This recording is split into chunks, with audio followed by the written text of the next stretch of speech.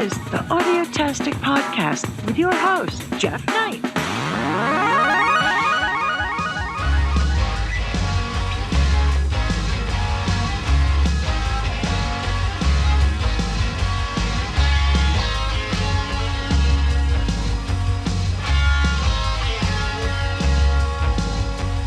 Hey, Studio Cats.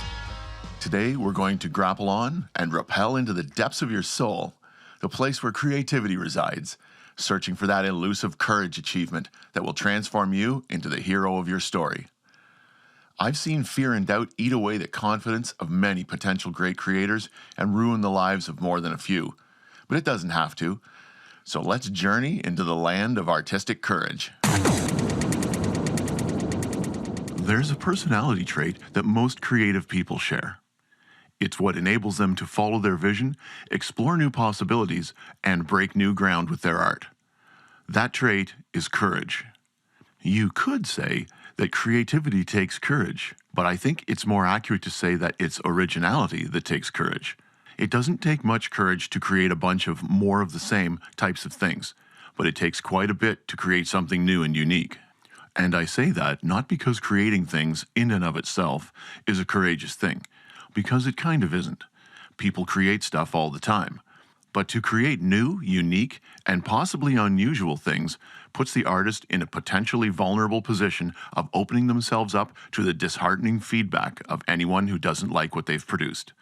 Trailblazing artists and composers have to deal with this all the time, and historic tales of criticism of great artists are legendary. Courage really isn't a tangible thing, though. Just like cold being the absence of heat, and dark being the absence of light, courage is the absence of a certain mental filter through which many people see the world. The filter of fear. The fear of the critiques and judgments of other people. It's the courage to create new and original works without concern for any potential negative assessment. Resolute creators love their work more than they fear what others may think about it. You can't truly allow your creative urges to be fulfilled if you fear the critiques and judgment of others. As a creative person, you will be judged by others. To judge and to be judged is so pervasive in the human experience that religions offer proverbs admonishing us to maybe not do it quite so much. Unfortunately, the media landscape, which is a nefariously self-serving system at best, fuels the fires of judgmentalness and criticism at every turn.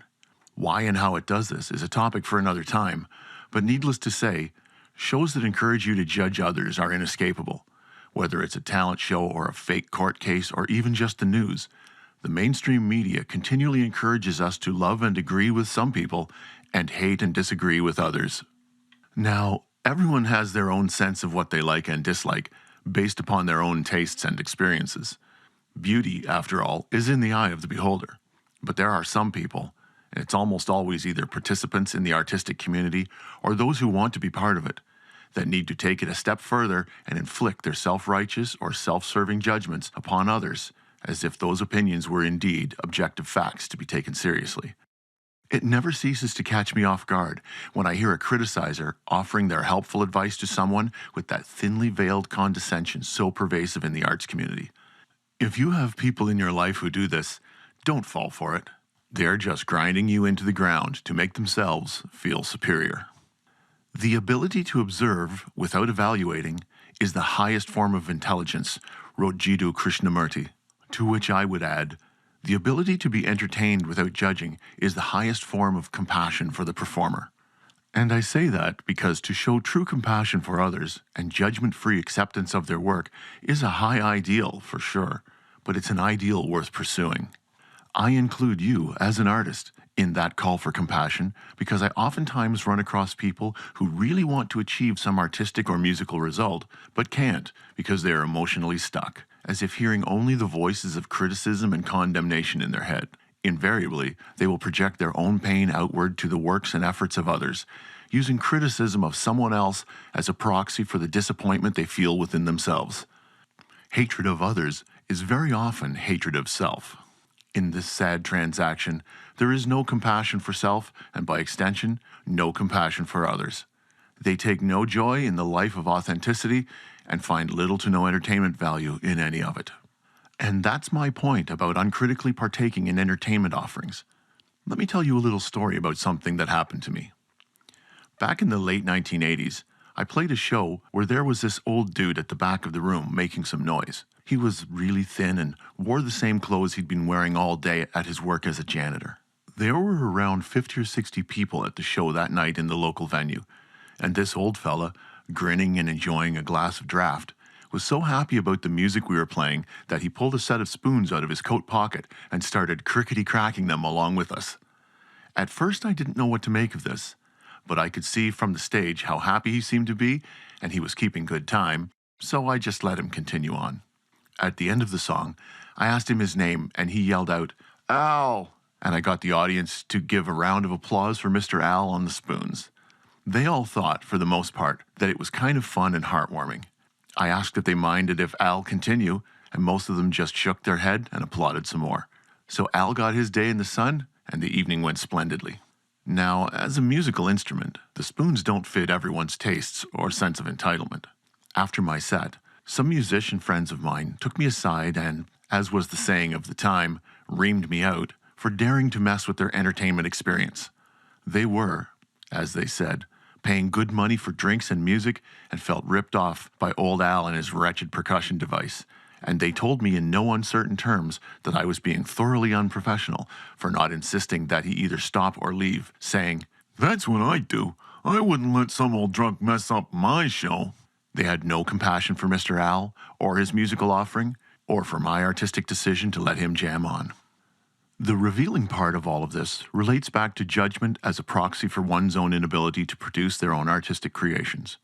Those people who admonished me, and the subsequent few more who condescendingly smirked at me on the street later that week, were then, and still are now, all struggling or have given up as creators and performers, never having actually played many, if any, shows. They are all quite talented, but they are, to this day, heavily self-critical to the point of not doing anything meaningful with their talents or even their hobbies.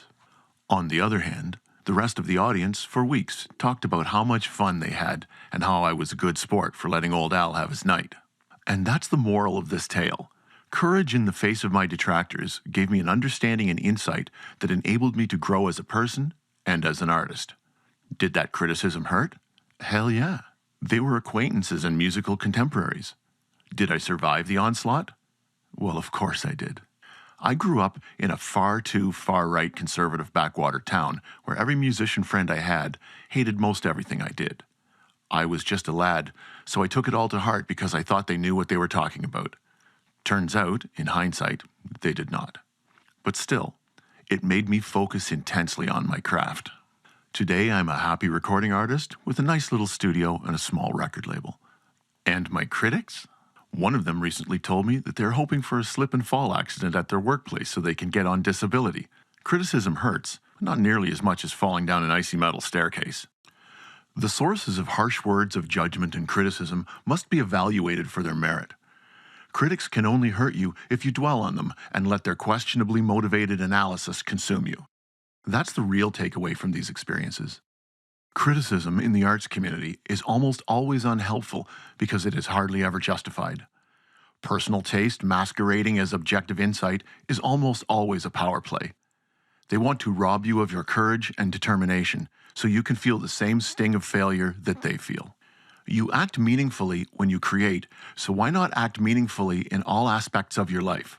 Encourage others in their long and winding road towards their artistic goals. To encourage literally means to impart courage to someone.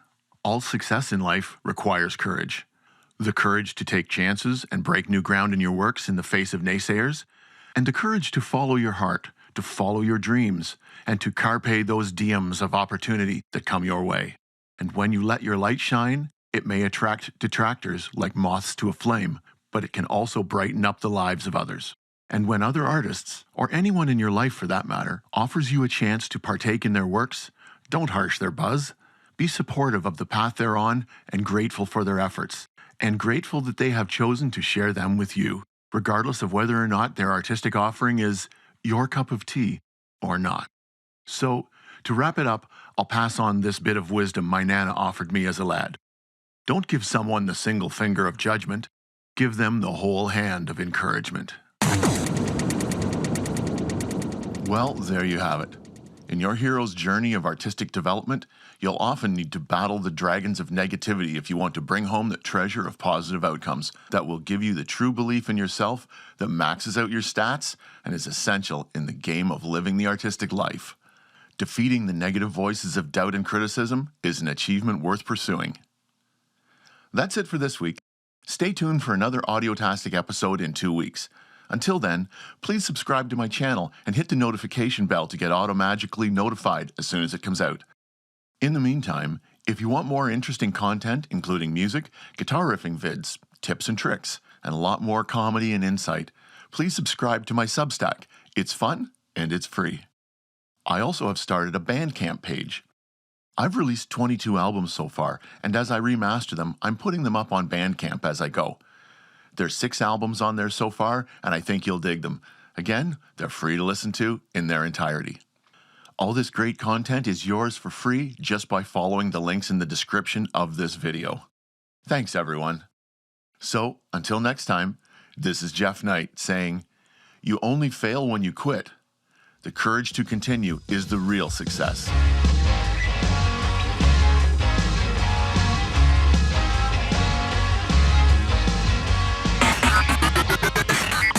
The Audiotastic Podcast is copyright 2022, art for your ears.